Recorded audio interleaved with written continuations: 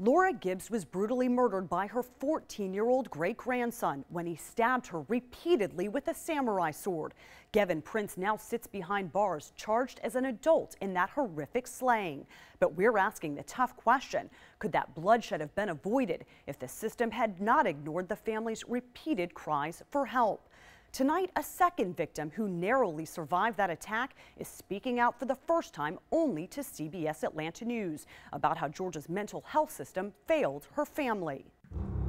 15-year-old Gavin Prince sits behind bars, accused of bludgeoning his great-grandmother over and over again with a samurai sword. Part of that attack was captured here on police dashcam video. But the clues Gavin would one day be dangerous spanned back almost 13 years before.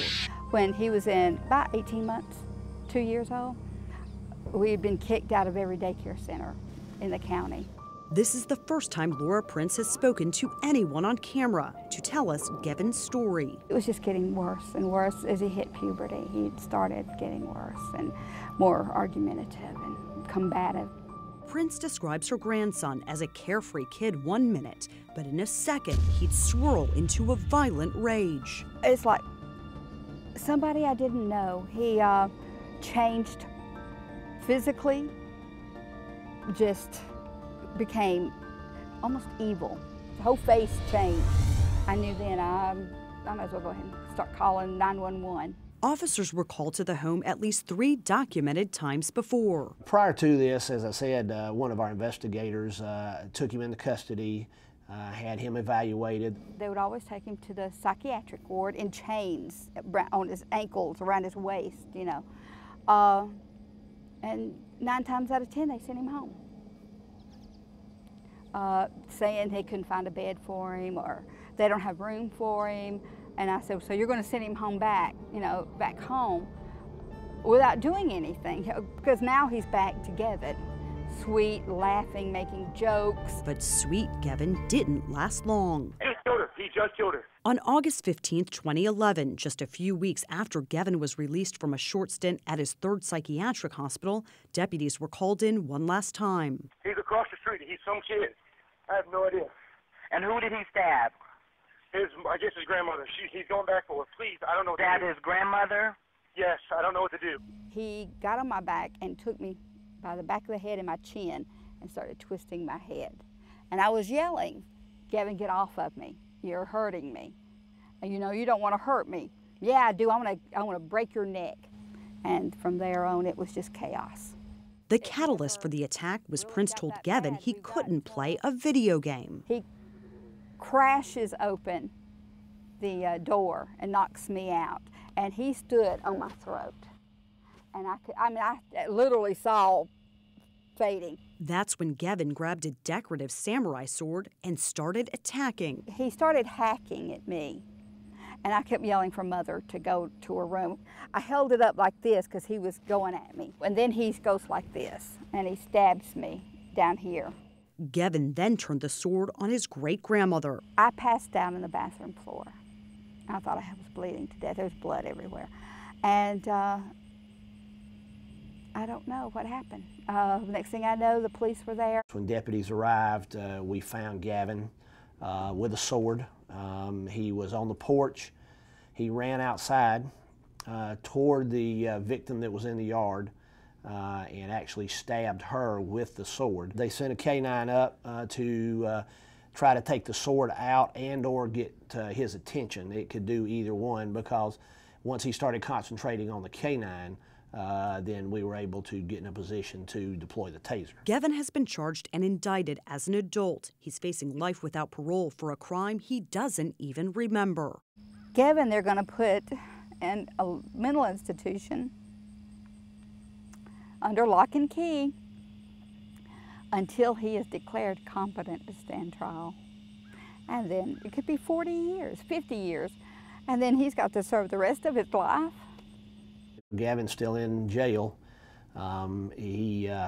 He's a little difficult to deal with in the jail. He just needs a little bit more care than normal adult inmates do. So it just taxes the system all the way around. You know, much rather see these people get the mental health help that they need. because I've got a jail full of them. It's the same fate Amisha Marani fears for her own son.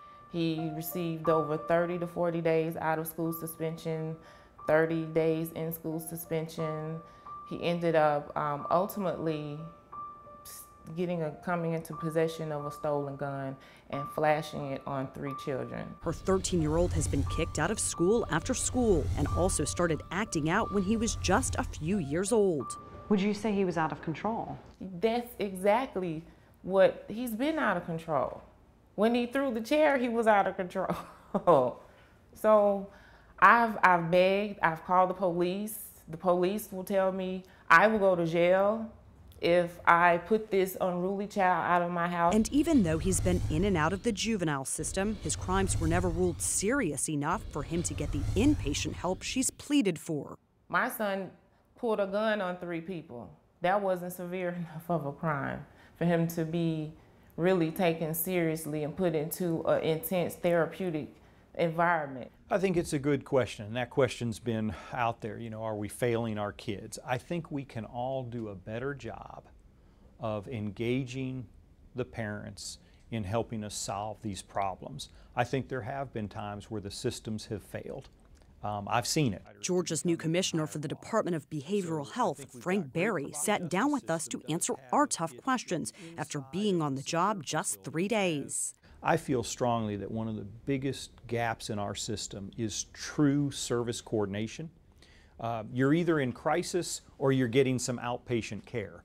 There's a whole bunch of things that can happen in between that. One of Berry's top priorities will be creating a tracking system for these kids in crisis between juvenile justice, schools, DFACs, and mental health providers to make sure they're getting the help they need and that they don't fall through the cracks. I absolutely recognize that we can do a better job, but we're going to need people from outside to help us. Gavin Prince was in and out of mental hospitals, but his grandmother says he was never even diagnosed.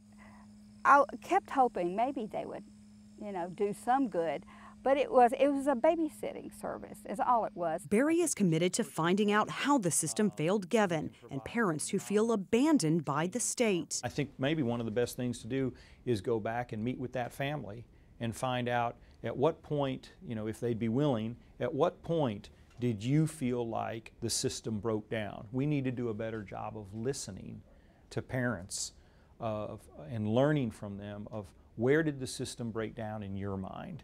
At what point did you say, okay, if I don't get this, something bad is going to happen? I think he could have had a chance at a life.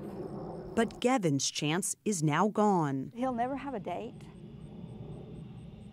He'll never have a girlfriend. He'll never have his first kiss, go to the prom.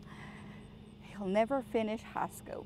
The tough question now is what will Georgia do under Berry's guidance to save these other children? I am willing to go to jail to go ahead and try to save my son because I didn't have him to just give him to this world in a negative way.